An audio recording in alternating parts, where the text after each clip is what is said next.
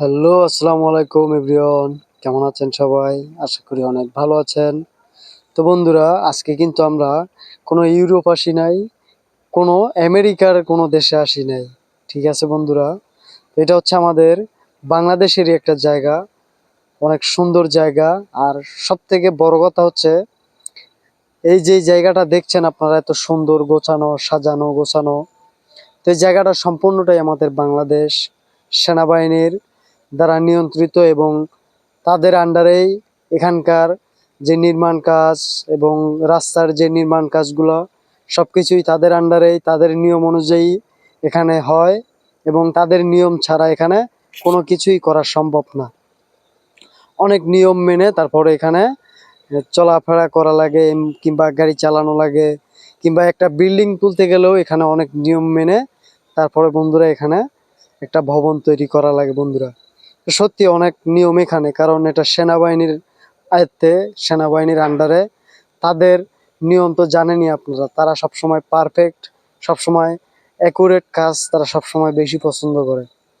তো বন্ধুরা, আমার কাছে সব থেকে বেশি ভালো লেগেছে এখানকার যে রাস্তাঘাটের যে পরিবেশগুলা, রাস্তাঘাটের সাইড দিয়ে যে বিল্ডিংগুলা, যে ভবনগুলো, সুউচ্চ ভবনগুলো তৈরি হয়েছে, নির্মিত হয়েছে বন্ধুরা, আমার কাছে সত্যি এত ভালো লেগেছে, দেখে বোঝার কোনো উপায় নাই যে এটা আমাদের বাংলাদেশ না কোনো ইউরোপ আমেরিকা বন্ধুরা। তো সত্যি কথা বলতে জায়গাটার নাম বলতে ভুলেই গেছি বন্ধুরা। আপনারা হয়তো অনেকেই চিনে থাকবেন এই জায়গাটা, অনেকেই চিনেন এবং অনেকেই এসেছেন কিংবা অনেকেই এখানে থাকেন, অনেকেই এখানে নিজের স্থানীয় বাড়ি অনেকেই আছেন। তো যারা চিনেন তাদেরকে তো আর কিছু বলা লাগবে না, যারা চিনেন না আমি তাদেরকেই বলি। জায়গাটা হচ্ছে আমাদের ঢাকা পূর্বাচল ৩০০ ফিট জলসিঁড়ি আবাসন প্রকল্প এলাকার এবং সেনাবাহিনীর আয়ত্তে এই প্রকল্পটা নির্মিত হচ্ছে বন্ধুরা। তো এই প্রকল্পটা বিশাল বড়, বিশাল বড় একটা এরিয়া নিয়ে এই প্রকল্পটা বন্ধুরা তৈরি হয়েছে। তো পুরাটাই আমরা দেখেছি এবং পুরাটাই আমাদের যাওয়া আসা হয় টুকটাক। তবে বন্ধুরা, এখানকার রাস্তাঘাটগুলো এত সুন্দর ফিনিশিং এবং এত সুন্দর আহ, রাস্তা, সত্যি অবাক করার মতো। আর ভবিষ্যতে এই রাস্তাঘাটগুলো অনেক বড় হবে। এখন তো সিম্পল ভাবে দেওয়া হয়েছে, ভবিষ্যতে যখন এটা উন্নত হবে কিংবা যখন আরো আরো ডেভেলপ হবে যখন, তখন এই রাস্তাঘাটগুলো আরো কিন্তু বড় হয়ে যাবে বন্ধুরা। এখানে কিন্তু এক্সট্রা জায়গা নিয়ে রাখছে সরকারে। ঠিক আছে বন্ধুরা? তো সত্যি অনেক সুন্দর হবে। আর চোখের সামনে এত কিছু পরিবর্তন হওয়া দেখে সত্যি অনেক নিজের কাছেই অনেক ভালো লাগে। কারণ এখান থেকে 10 থেকে 15 বছর আগে বন্ধুরা এইসব জায়গাগুলো এরকম ছিল না। ছিল বিশাল বিশাল বড় বিল, বিশাল বিশাল বড় ধান ক্ষেত, বিশাল বিশাল বড় বিল ছিল বন্ধুরা এখানে। কিছু বছরের মধ্যেই এই জায়গাগুলো বন্ধুরা এরকম ডেভেলপ হয়েছে, অনেক উন্নত হয়েছে। আর সত্যি ভালো লাগে চোখের সামনে যদি দেশটা, নিজের মাতৃভূমিটা যদি এভাবে উন্নত হয়, তাহলে নিজের কাছে অনেক ভালো লাগে বন্ধুরা। কি বলেন?